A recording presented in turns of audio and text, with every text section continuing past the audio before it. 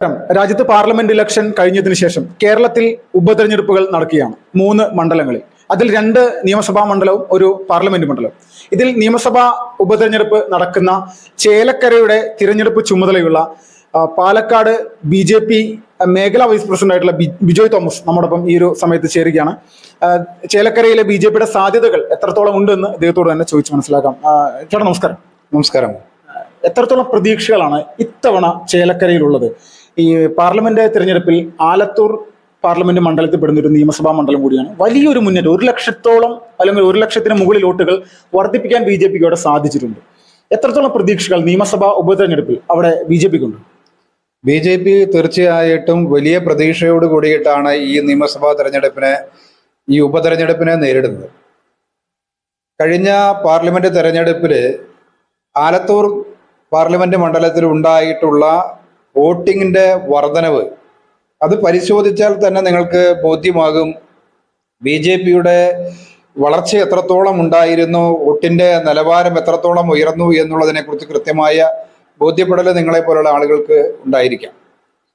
അതിന്റെ വെളിച്ചത്തിൽ, അതിന്റെ പശ്ചാത്തലത്തിൽ തന്നെയാണ് ഞങ്ങൾ പറയാനായിട്ട് ആഗ്രഹിക്കുന്നത്. ഈ തെരഞ്ഞെടുപ്പിന്റെ പ്രവർത്തനം വളരെ ചിട്ടയായിട്ട്, വളരെ സിസ്റ്റമാറ്റിക് ആയിട്ടാണ് കാര്യങ്ങൾ മുന്നോട്ട് പോയിക്കൊണ്ടിരിക്കുന്നത്. ഓൾറെഡി BJP തെരഞ്ഞെടുപ്പ് പ്രവർത്തനം ആരംഭിച്ചിട്ട് ഏകദേശം ഒരു 3 മാസത്തോളം പിന്നിട്ടിരിക്കുകയാണ്. ഏകദേശം ഒരു ഉപതെരഞ്ഞെടുപ്പിനെ നേരിടാൻ വേണ്ടിയിട്ടുള്ള തയ്യാറെടുപ്പ് എന്നുള്ളതിലേക്ക് വളരെ പരിശീലനം സിദ്ധിച്ച പാർട്ടിയുടെ മുതിർന്ന നേതാക്കന്മാർ തന്നെ ആ തെരഞ്ഞെടുപ്പിന് മേൽനോട്ടം വഹിക്കാനായിട്ട് വിവിധ ചുമതലകൾ വഹിച്ചുകൊണ്ടിരിക്കുകയാണ്. ഇപ്പോൾ തന്നെ തെരഞ്ഞെടുപ്പിന് വേണ്ടിയിട്ടുള്ള മുന്നൊരുക്കം എന്നുള്ള നിലയ്ക്ക് നമ്മൾ എല്ലാ സ്ഥലത്തും വോട്ടില്ലാത്ത ആളുകളെ കണ്ടെത്തിക്കൊണ്ട് അവരെല്ലാം വോട്ടർ പട്ടികയിൽ ചേർക്കാനായിട്ട് സംവിധാനാവകാശം അവരുടെ മനോഗതിക്ക് അനുസൃതമായിട്ട് ഉപയോഗപ്പെടുത്താൻ ഉള്ള അവസരം ഒരുക്കിക്കൊണ്ടാണ് BJPയുടെ തെരഞ്ഞെടുപ്പ് പ്രവർത്തനങ്ങൾ ആരംഭിച്ചിട്ടുള്ളത്.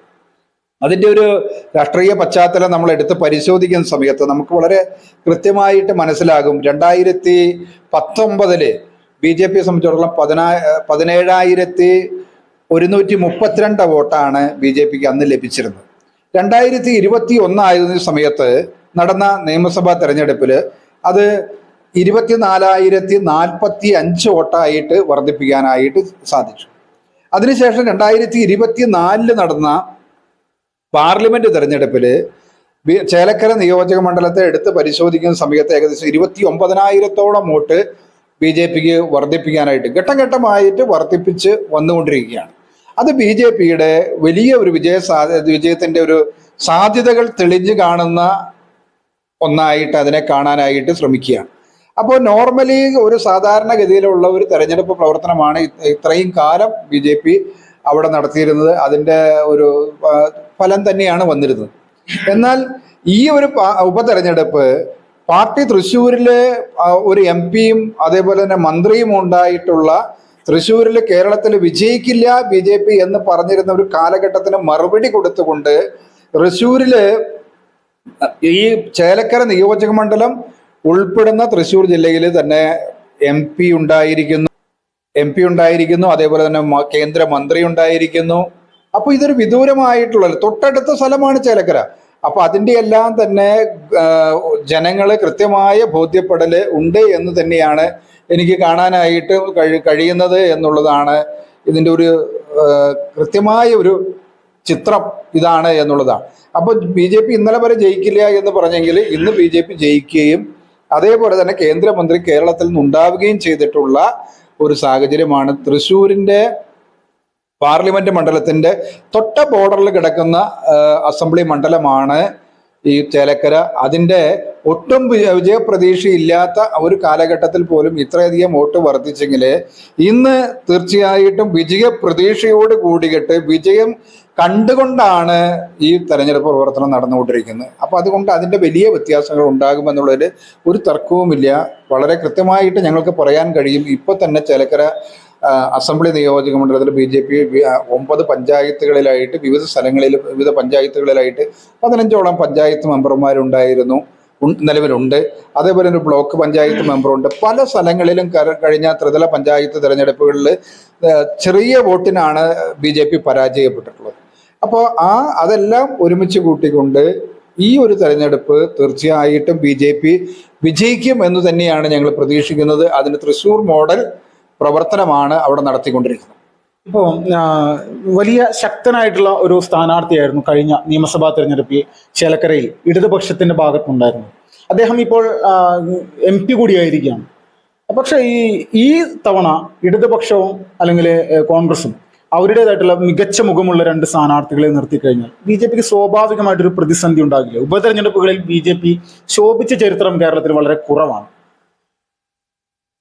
ശോഭിച്ച ചരിത്രം കുറവാണ് എന്ന് പറയുന്ന സമയത്ത് ഇന്നലെകളുടെ സ്ഥിതിയല്ല ഇന്ന് എന്നുള്ളത് ബോധ്യപ്പെടണം. ഇന്നലെ BJP കേരളത്തിൽ വിജയിച്ചിട്ടില്ല. ഇന്ന് കേരളത്തിൽ BJP വിജയിച്ചിട്ടുള്ള ചരിത്രമാണ് ഇപ്പോൾ ഉള്ളത്. അപ്പൊ അതുകൊണ്ട് ഇന്നലെകളെ കുറിച്ച് പറഞ്ഞിട്ട് യാതൊരു കാര്യവുമില്ല. ഇന്നാണ് എന്നുള്ളത് ഇത് യാഥാർത്ഥ്യങ്ങളാണ്. അപ്പൊ അതില് നിങ്ങൾ നേരത്തെ സൂചിപ്പിച്ച ശക്തന്മാരായ സ്ഥാനാർത്ഥികൾ എന്ന് സൂചിപ്പിച്ചതിന്റെ മീനിങ് എനിക്ക് ബോധ്യം വന്നില്ല. കാരണം വെച്ചാൽ ശക്തന്മാർ എന്ന് പറഞ്ഞു കഴിഞ്ഞാൽ ആ ശക്തി നിങ്ങൾ തൃശ്ശൂരിലെ ചേലക്കരയിലെ ഇടതുപക്ഷ സ്ഥാനാർത്ഥിയെ ഉദ്ദേശിച്ചാണ് നിങ്ങൾ പറയുന്നതെങ്കിൽ എനിക്ക് അതിനൊരു കാര്യം കൂടി സൂചിപ്പിക്കാനുണ്ട്. അദ്ദേഹം 2021 നിയമസഭയിലേക്ക് ചേലക്കരയിൽ മത്സരിക്കുന്ന സമയത്ത് അദ്ദേഹത്തിന് 39,400 വോട്ടിന്റെ ഭൂരിപക്ഷത്തിലാണ് അദ്ദേഹം ചേലക്കരയിൽ വിജയിച്ചത്. പക്ഷേ 3 വർഷം കഴിഞ്ഞ് വീണ്ടും തെരഞ്ഞെടുപ്പ് വന്നു. അദ്ദേഹം തന്നെ പാർലമെന്റ് സ്ഥാനാർത്ഥിയായിട്ട് മത്സരിക്കുന്ന സമയത്ത് നമുക്ക് കാണാൻ കഴിയുന്നത് അദ്ദേഹത്തിന് 39,400 വോട്ടിന്റെ ഭൂരിപക്ഷത്തിൽ ജയിച്ച അതേ സ്ഥാനാർത്ഥി നിങ്ങൾ വിശേഷിപ്പിക്കുന്ന വിശേഷങ്ങളൊക്കെ ഉണ്ടെങ്കിൽ അത് യാഥാർത്ഥ്യമാണെങ്കിൽ ഈ 2024 നടന്ന പാർലമെന്റ് തെരഞ്ഞെടുപ്പിൽ അദ്ദേഹത്തിന് കിട്ടിയത് 5,600 വോട്ടിന്റെ ഭൂരിപക്ഷം. അപ്പോ ഈ വലിയ മാറ്റം ഒരു 34,000 വോട്ടിന്റെ മാറ്റം വരുന്നത് ഇതെവിടെയാ? ഇതാരുടെ ഈ ഭൂരിപക്ഷത്തിൽ കുറവാണ് വന്നത്. അത് വലിയ രാഷ്ട്രീയ മാറ്റത്തിന്റെ വലിയൊരു തെളിവായിട്ടാണ് നമുക്കതിന് കാണാനും കഴിയുന്നത്. അപ്പോൾ ഒരു ശക്തന്മാർ എന്നുള്ള നിലയിലല്ല, അവിടുത്തെ കാലഘട്ടത്തിനനുസൃതമായിട്ട് ചേലക്കരയിലെ ജനങ്ങള് മാറിക്കൊണ്ടിരിക്കുന്നു എന്നുള്ളതിന്റെ തെളിവാണ് ഇനിയുള്ള തെരഞ്ഞെടുപ്പിൽ നിങ്ങൾക്ക് കാണാനായിട്ട് കഴിയും എന്നുള്ളൊരു ഒരു സംശയവും വേണ്ട. ആര് തന്നെ വന്നാലും BJP ശക്തമായ കഴിവുള്ള പ്രാപ്തമായ സ്ഥാനാർത്ഥിയെ നിർത്തിക്കൊണ്ടായിരിക്കും ഈ തെരഞ്ഞെടുപ്പിനെ നേരിടുന്നത്. അത് ചേലക്കരയിലെ ജനങ്ങള് 2 കൈയും നീട്ടി സ്വീകരിക്കുമെന്നാണ് ഞങ്ങൾ പ്രതീക്ഷിക്കുന്നത്. ഇപ്പൊ തൃശ്ശൂര് BJP ഏറ്റവും വലിയ വിജയകരമാക്കി കൊണ്ടെത്തിച്ചൊരു കാര്യമായിരുന്നു വോട്ട് ചേർക്കുന്നൊരു പ്രക്രിയ. അത് ഈ ചേലക്കരയിൽ എങ്ങനെയാണ്?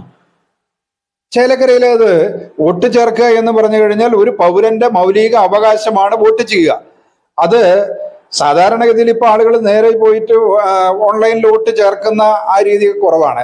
അപ്പൊ നമ്മൾ ആ സംവിധാന അവകാശം വിനിയോഗിക്കാനായിട്ടുള്ള അവസരം ഒരുക്കി കൊടുക്കുക എന്നുള്ള നിലയിൽ നമ്മളെല്ലാ വീടുകളും കയറിയിറങ്ങിക്കൊണ്ട് നമ്മൾ ആ തരത്തിൽ വോട്ടില്ലാത്ത ആളുകളെ കണ്ടെത്തിക്കൊണ്ട് അവർക്ക് വോട്ട് ചെയ്യാനുള്ള അവസരം ഒരുക്കി കൊടുക്കുന്നുണ്ട്. അത് ഇപ്പോഴും ചേലക്കരയിൽ സജീവമായിട്ട് തൃശ്ശൂർ നടത്തിയ പോലെ തന്നെ നടത്തുന്നുണ്ട്. സജീവമായിട്ട് നടക്കുന്നുണ്ട്. ചേലക്കരയിലെ എല്ലാ സ്ഥലത്തും നമ്മുടെ പ്രവർത്തനങ്ങൾ നടന്നുകൊണ്ടിരിക്കുന്നു. ബൂത്ത് തല പ്രവർത്തനം സജീവമാണ്. ബൂത്ത് തലത്തിലുള്ള പ്രവർത്തനം വളരെ സജീവമായിട്ട് നടന്നുകൊണ്ടിരിക്കുന്നു. പാർട്ടിയുടെ അടിസ്ഥാന പ്രവർത്തനങ്ങൾ അത് രാഷ്ട്രീയ പ്രവർത്തനം എന്നുള്ള നിലയിൽ പൊതുപ്രവർത്തനം എന്നുള്ള രീതിയിലേക്ക് കൊണ്ടുവന്നുകൊണ്ട് പൊതുജനങ്ങളുമായിട്ട് ഇടപെട്ടുകൊണ്ട് അവരുടെ സംവിധാനാവകാശം വിനിയോഗിക്കാനുള്ള അവസരം ഉണ്ടാക്കി കൊടുക്കുന്നു. വലിയ പ്രതീക്ഷ തന്നെയാണ് അല്ലെ ഇത്തവണ? തീർച്ചയായിട്ടും വലിയ പ്രതീക്ഷ തന്നെയാണ്. ചേലക്കരയിൽ ശക്തമായിട്ടുള്ള പോരാട്ടത്തിന് BJP ഒരുങ്ങുകയാണ്. അതിന്റെ ഭാഗമാണ് ഇപ്പോൾ BJPയുടെ കാര്യകർത്താക്കൾ എല്ലാവരും കൃത്യമായിട്ട് ചേലക്കര ഫോക്കസ് ചെയ്യുകയാണ്. തൃശ്ശൂർ മോഡൽ പ്രവർത്തനം അത് ചേലക്കരയിൽ ചേലക്കരയിൽ BJP വിജയിക്കാനുള്ള ഒരു സാധ്യതയിലേക്ക് കാര്യങ്ങൾ എത്തിക്കുമെന്നുള്ള ഒരു പ്രവർത്തന രീതിയും ഒരു വിശ്വാസവുമാണ് BJPയുടെ നേതൃത്വത്തിനുള്ളത്. തൃശ്ശൂരിൽ നിന്നും വിപിൻലാൽ, ഫാസ്റ്റ് റിപ്പോർട്ട്സ്.